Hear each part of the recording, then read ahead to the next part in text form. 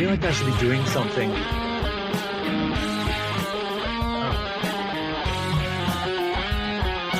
Jazz hands. Is that how you do jazz hands?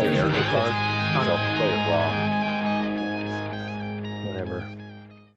Oh, it's over. And we're back with Truth Unrestricted, the podcast that is creating and interpreting the language of the disinformation age. I'm Spencer, your host, back again today with Patrick. How you doing, Patrick? I'm doing good, Spencer. How you doing? It's hot. Yeah. It's damn hot. I am glossy. The YouTube viewers will see I am sweating. I strategically tried to stay out of this room for as much time as I could before getting in here to start this, and then foolishly we talked for like 10 minutes with the lights and everything on, so that it heated me up that much more. So I kind of undid all my work there. But and you can't really put a fan in because then it messes with the sound. Yeah, messes with the sound. But although I could put a fan in before I start recording, so that when we're talking beforehand, at least I'm cooled off there, because the last really second, and just turn it off just before. I mean, I'm talking about things I could have done and didn't do. Yeah. So, anyways, we are back. I do have a small bit of housekeeping and the ongoing saga of the am I getting the emails or not getting the emails thing. As people who are just joining us and haven't been paying attention this whole time will not know, I was getting emails who had seemed to be from like an automated source, and then I was getting them regularly, like once a week kind of thing. A new supposed guest that wanted to show up on the podcast every week. I'd get a new one, and it would be two emails. It'd be one to like ask me if I wanted them to be a guest on the podcast, and then one later on, like 4 or 5 days later, I would get the follow-up email and be, just in case you missed it, this person is a guest. And I've been ignoring them mostly because they seem to be from an automated source, but also because most of them seem to be misunderstanding the point of this podcast. They seem to be from the unreality side of reality. And I am not ready to try to, I don't feel it's fair to like invite them and like hijack and be like, gotcha thing. And be like, no, you don't believe, like, I don't know. Seems awkward and it's not really my thing. But then I mentioned it on the podcast and they stopped showing up. They just I stopped getting the emails. I thought, well, that's weird. Okay. And then I got like a couple. And then I mentioned that I got a couple that I stopped getting them. I started getting them again, and I mentioned that I started getting them, and now I've stopped getting them. So I don't know. It's like someone is listening, and they're paying attention to these little things, and they're like, they're reacting to it somehow. That's what it feels like. I don't know. It could be just total coincidence. I don't know, but that's what it feels like. So I'm going to mention again that I've noticed that I'm not getting them and see what happens. I'm not going to say that I want the emails or don't want the emails, because at this point I'm kind of impartial to those particular kind of, whatever. But I think it's interesting that it feels like something is happening, and someone in the thing is clicking a button to like send them to me also, or I'm sure many other podcasts are also getting these emails. You got to wonder. Well, I'm sure. I think it's like an email list, and but it feels interesting to me that I'm mentioning it and then not getting the emails, and mentioning that I'm not getting them, suddenly I'm getting them again. I don't know what's happening. But I wonder if it's just the podcast that mentioned their email address as a prompt to have people write in. Okay, sure. But like, where would people write in if they wanted to talk to you? Well, they would send an email to truthunrestricted@gmail.com. And if you are a genuine person who is making a genuine observation and useful feedback about the podcast, I will send you your own unique picture of one of my pets. I have. How will they know it's unique? Is it an NFT? I'm joking. Yeah, I have a very cute dog and 4 very cute cats. Yeah, I got this idea because one time I had to send an email. There was someone who lived in Australia who had, I'm not going to say what my personal email address is. You know what it is, obviously, but I'm not going to say what it is. But I had someone from Australia with a similar name to mine. It was a woman named Spencer Watson, but her name had 2 N's. So in my Oh. email address, I was just getting email that belonged to her. And it was like I felt important email, whatever, but it was sent to me in error, and also what was a person she knew. And so I emailed that person that she knew, and I needed to find a way to like make sure they knew I wasn't like doing a scam of some kind or whatever. And so I told them that I had these cats, and I sent pictures of my pets to say like, look, I'm a real person. These are pictures of my real pets. And she was Would a like, psychopath just send you random yeah, pet pictures? would a person impersonating a Nigerian prince send these things? Right. Yeah. And she was like, oh, that's so funny that you sent pictures of your pets to prove that you're a real person. And I was like, well, okay, well, this person that's sending these emails, the person They think isn't I'm getting you. them. Yeah. Yeah. They think that, can you correct the situation? Yeah. So I thought, well, yeah, that's an interesting way to do this. They're free for me.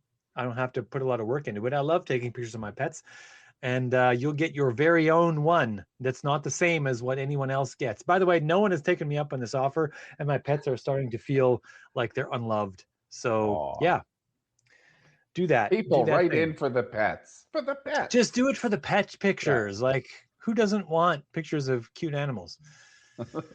And know for yourself that they are actually really cute animals. So on with the podcast that we're actually doing today. We are doing, I have this idea, and this is sort of what I do on this podcast. I have these ideas of these pieces of human life that affect our ability to see reality and affect our view of reality. And sometimes they're a thing that's like a way in which a person is dishonest or whatever, a logical fallacy that kind of slips through the cracks or doesn't have an actual name or whatever. This isn't one of those, but it is related. I'm calling it ironic righteousness, and I hope that the description of this will make sense, and that the name will then make sense with what I'm describing. That's what I hope. I don't know. I don't always hit the mark on these, but yeah. Patrick, have you ever had a situation where someone is telling you a story of the thing that happened to them, a negative thing that happened to them, like a negative experience they had, and they are what might be called like overly righteous about it, like they've been wronged in some way, right? They're saying, this terrible thing happened to me, and don't you think this is terrible? And they want you to agree with them. But as they're telling the story, they're in the wrong. Like we have these anonymous places now on the internet where we say, am I the asshole? Right? So this is almost like someone should be writing this story to one of those am I the asshole things, but they're not. They're maybe like a friend of yours, and they know you personally, and they're telling you this story of a thing that happened to them there where they had some conflict or they were aggrieved in some way, and they say, don't you think that was a terrible thing that happened to me? Right? But the thing that they relate to you, the story they relate to you, is one in which they're actually in the wrong.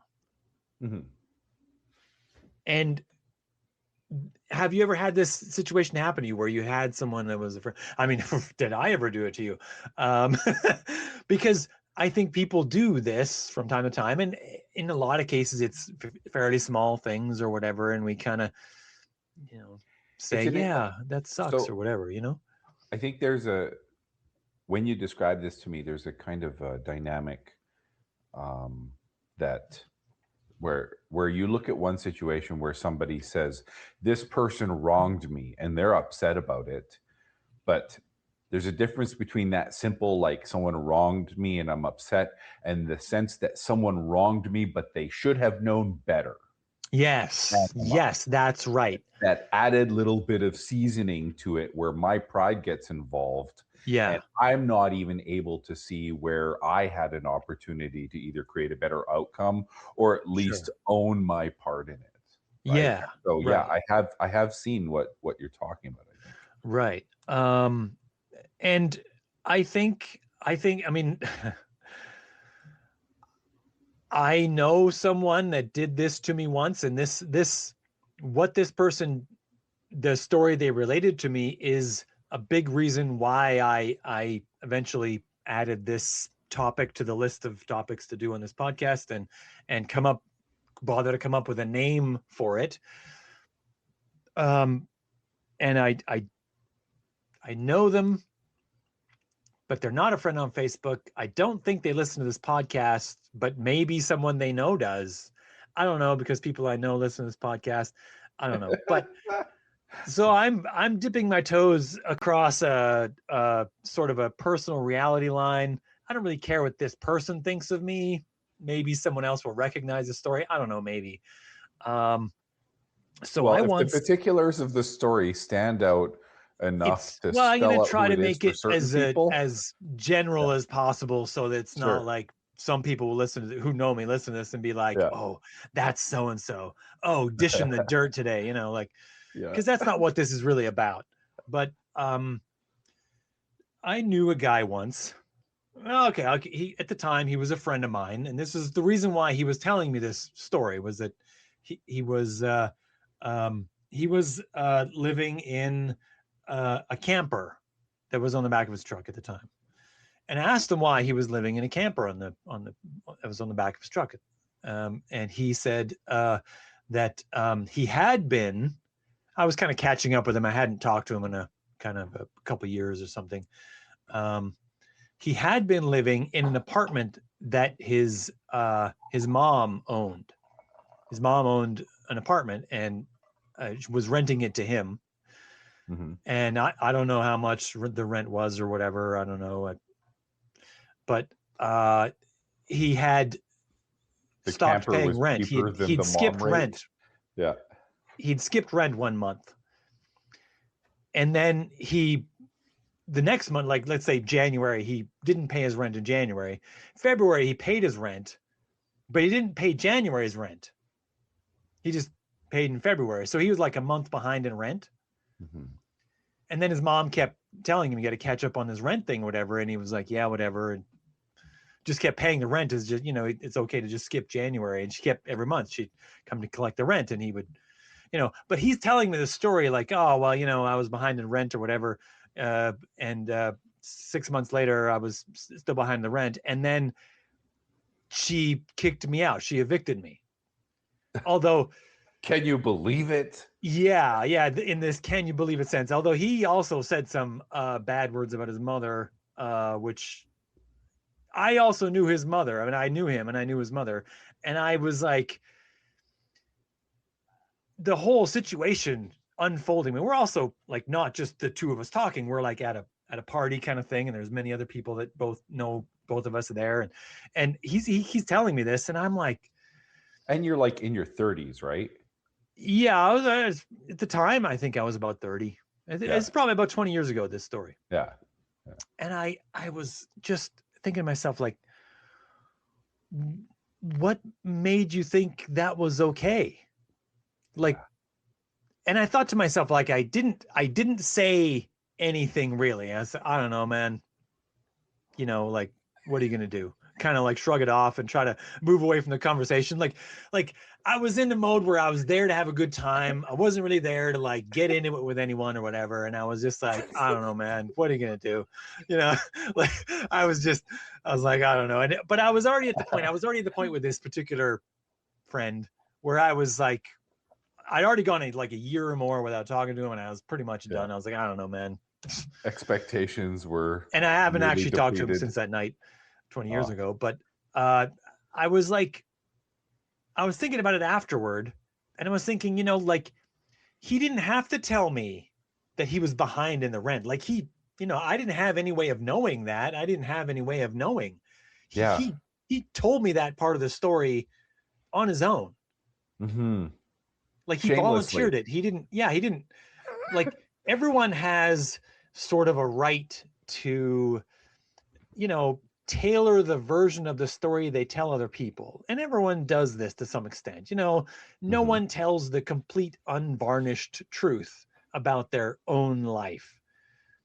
I don't go around telling people about, what I look like naked in the morning. You know what I mean? Like, I don't do that.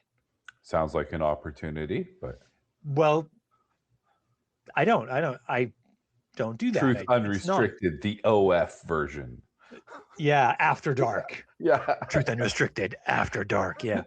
But I'm not that kind of person. I'm not, because it doesn't matter, but also it's, if I'm being perfectly honest, which I feel I should in this situation, I would like to, first of all, reserve who I be naked with, but also, I would like to sort of, in some kind of small amount of vainglorious fashion, I would like to preserve the mystery of maybe I look better than I would look when I'm naked. You know what I mean? Like that's part of In what people's wearing clothes is imaginations. about.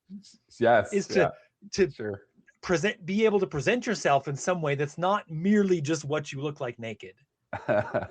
I'm getting hot sitting here, dude. Wow, is this affecting you? Oh, okay. Look, this particular metaphor will be over momentarily. Don't worry. All Just right. hold on for a All little right. longer, and then we'll take a break, and then Have we'll a come cold back. shower. Yeah, and we'll be back. Yeah. All right, good. But you know what I mean? Like, I don't try to give the full-on varnished truth about me. I'm sort of lying when I put these clothes on. I don't look exactly like this, right? Like, and that's part of the purpose of these. It's also to protect me from things in the world. But, if that were the only case, I wouldn't need to wear anything that looked attractive, right? A collared shirt would not be necessary at all, but I do wear those, you know what I mean? Like, so he didn't have to tell me that part about, but he He could did. have just said he liked how inexpensive it was to live in the camper. You'd be like, cool. Yeah. Well, not only that, he wanted to tell me that his mother had evicted him wrongly. That's bizarre. And she, but you know what I mean? He didn't need to tell the truth about that part. He could have just left that part out. He's not even really lying. He's just not being fully honest by leaving it out. You know what I mean? Like, and this is a thing we do all the time in our daily lives. We leave out little parts all the time to make ourselves look a little bit better. But what do you think of this? What do you think of this concept that a person comes in, tells you the part that shows that they're wrong, but then still expects you to side with them about it?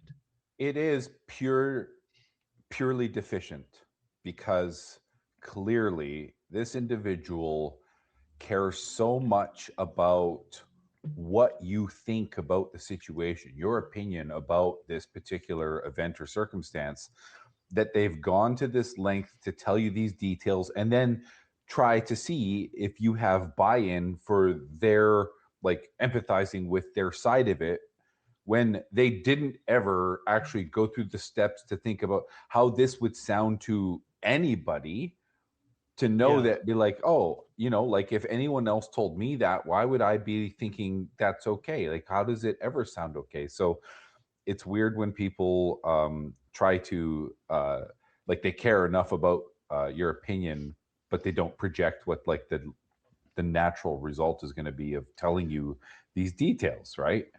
Yeah. One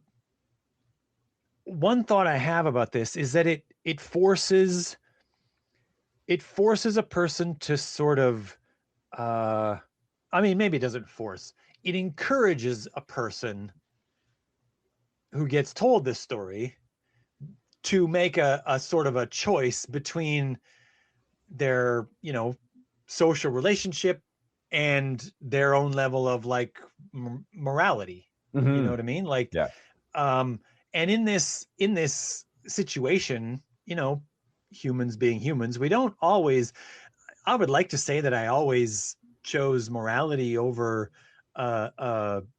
friendship, but that's not true. If I'm honest, that's not true.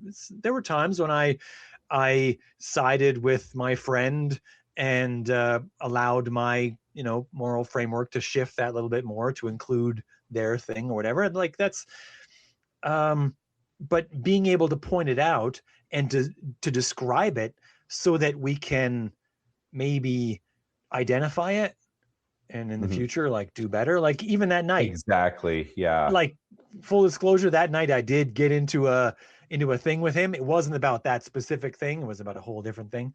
But I got to the point where I'd kind of had enough. I don't know, like, fuck this guy. You know what I mean? I don't know, like, Yeah. but this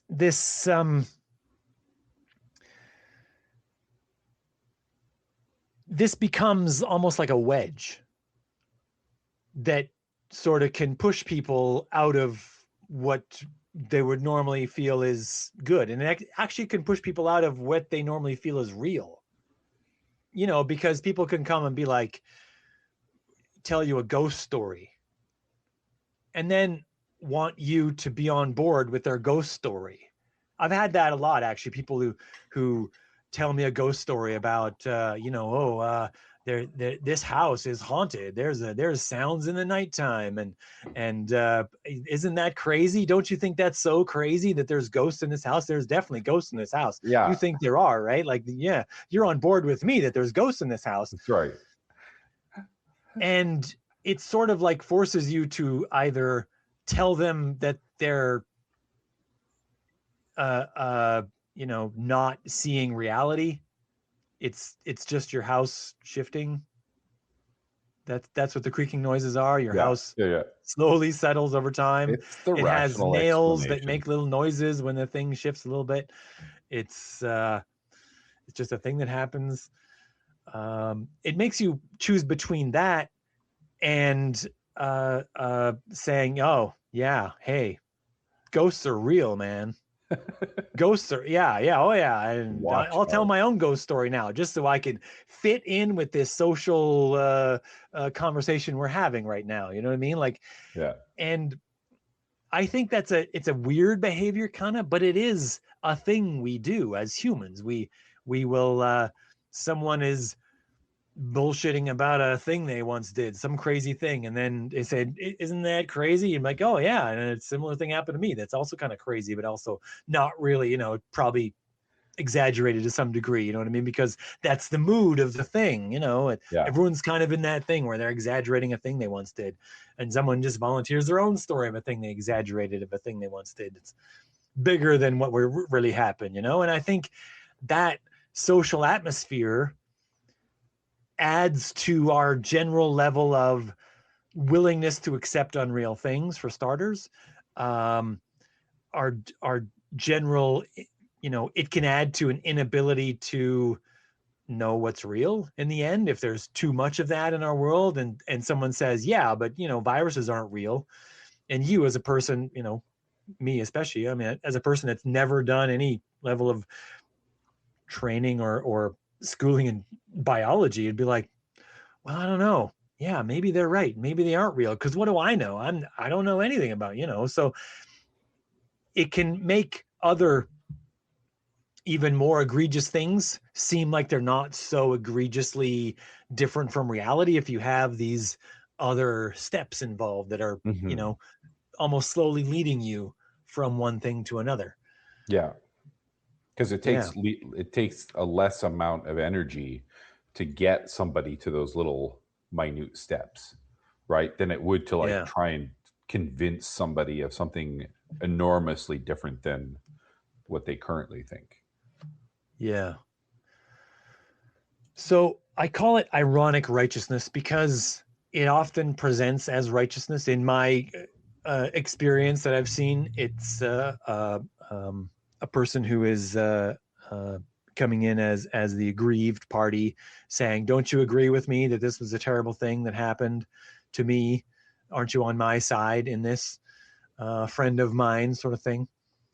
But once I was thinking about this, I was thinking to myself that in my situation, the one solid example that I have, that I already related about this, was from two peers, essentially.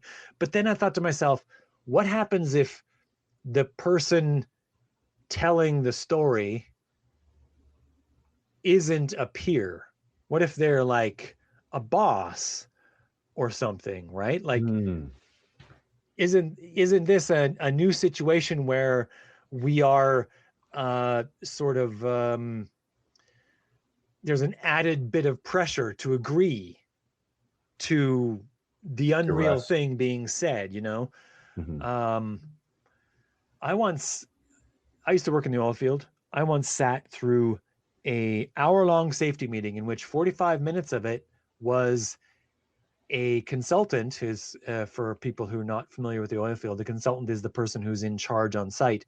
The consultant went on for 45 minutes during the safety meeting about how great Trump was and how great it would be if Trump just absorbed Alberta, and wouldn't it be great if the whole you know, all of us would all have big oil field jobs, or whatever the dream would be, or whatever it was, you know what I mean? And I just thought to myself the whole time, I was like looking around at everyone else, like it was a big room too, it was a big job, it was probably 30 guys in that room, and I thought to myself, are you fucking guys buying this? Like, what Yeah. the hell's that? Like, we have to let him talk. It's his safety meeting. You know what I mean? He's paying for all the time. He's signing all the tickets. No one's going to tell him he's wrong, especially about politics. We're just going to shut our mouths and let him talk, like whatever. But I was just looking around, and it's like, is anyone else like nodding in approval or smiling, or like what is this? What is happening right now? Yeah. Like, where am I? But he was going on just as if in what would really be essentially like his greatest Trump impression, because that was obviously the thing that he liked most in the world at that point. And it was really weird, man. It was really weird. Yeah. But of course, that wasn't quite the same situation, because he wasn't telling the unvarnished truth about Trump. Like, if he had come in and said, you know, Trump, when he did that grab him by the pussy video, and I saw that, that was the moment where I knew this was my guy, or whatever, you know, like if he was saying things like that, it would be a different feel, right? Yeah. You know, all those things that Trump did that those stupid leftists think are terrible, aren't those things actually great? Like, oh, this, you know, that Epstein stuff really awesome, like, you know, like, you know, like what kind of a social atmosphere would that be, where everyone's kind of like caught in this thing, like, yeah, I kind of don't want to agree with you, but you know, you're Yeah. kind of in charge of this work site we're on, and this is really fucking inappropriate. Like, you know, he didn't say that specifically, but I thought to myself afterward, like, how many people started to think, well, maybe it's not a bad idea if Trump just, you know, annexes Alberta, like, what, you know, like, The way he I don't says know, it. Yeah. the way he Yeah. says it, it seems like a good idea. Like, I don't know. The whole thing is so weird when you get in those situations where you have a person that's, well, we're all just citizens, but in that situation at work, he's in charge, which is exactly why all the political talk is inappropriate at that time. You know what I mean? Mm-hmm. Like, it's complete. It's not helping us do the job. You know, like, we're up there, we're at the wellhead, and we're, you know, running a hammer wrench or whatever, and saying hail Trump while we do it is never going to help us do the job. You know what I mean? Yeah. Saying fuck Trump is also not going to help us do the job. None of that's going to help us get the job done. It just doesn't belong in a workplace. I don't know. The whole thing is inappropriate, but everyone, all the service companies want to get invited back. So none of them are going to write that letter to the oil company and say, this guy's out of line. Because that's not how the oil field works. They all just swallow it and accept whatever's there so they can get the next job. Whoever's at that, the peak of the chain of the command gets to say Yeah, whatever they gets to want. say whatever they want. And it's this weird quasi, situation where you get sometimes you get a consultant on site that thinks he's a influencer or something for a political thing that he wants or whatever, and you're like, okay, whatever, dude. You want to do an hour-long safety meeting, I don't give a shit. Yeah, I don't know, weird situations that we get ourselves in. But you have any other thoughts on this, Patrick? No, not really.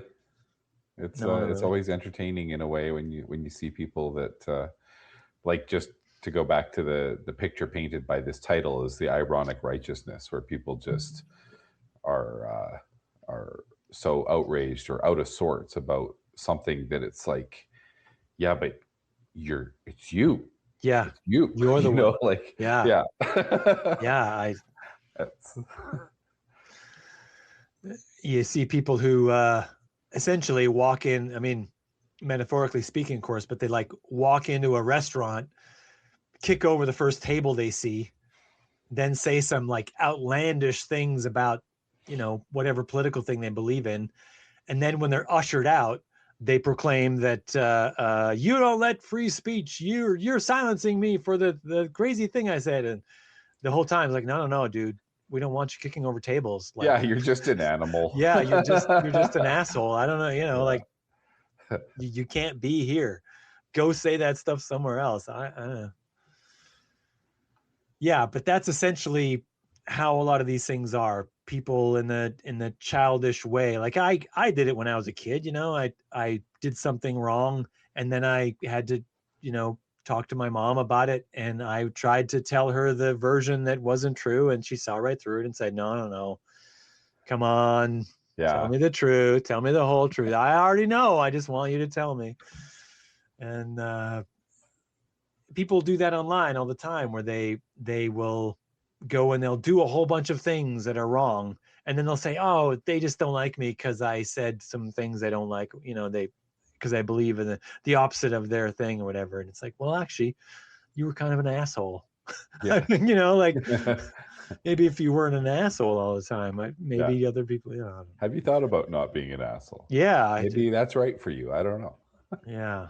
Maybe I should get like, I know what I should do. I should get like a GIF, like an infographic sort of thing, where it's like a how to not be an asshole. Like, have you considered just not being an asshole? Like, Yeah. And I could just send that to people. I could put it in a post or whatever, and be like, you know, have you considered not being an asshole at this particular time? Yeah. Anyway, there's people I still don't talk to and probably will never talk to again in the world. Sorry, not sorry. Okay. Anyway, yeah, we'll move on from this brush with drama. And signing off. Till next time. All right. Good talk.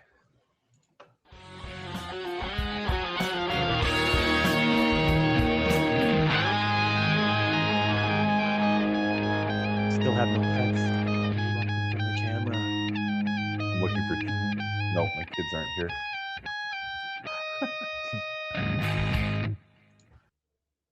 Please remember to rate this podcast as often as possible to increase its reach. Due to the fact that rating algorithms are so incredibly rigged, only 5-star ratings are worth anything. All other numbers might as well be 0 stars. If it's not a 5-star rating, I would prefer none at all. Sorry, I didn't build the system. Please subscribe to this podcast to get the latest episodes brought straight to you, and recommend it to whomever you think would enjoy it. And special thanks to Jeff Powell for the theme music. I paid for it by listening to him play his old acoustic guitar until the strings broke back in high school. It was worth it.